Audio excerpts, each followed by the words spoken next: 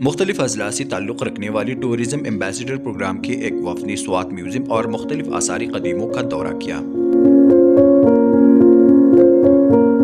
اس موقع پر ڈائریکٹر ایسارو ملکن ڈویژن سید نیاز علی شاہ اور ڈائریکٹر سوات میوزیم فیض الرحمان نے ٹورزم ایمبیسیڈر پروگرام کی وفد کو تفصیلی بریفنگ دی۔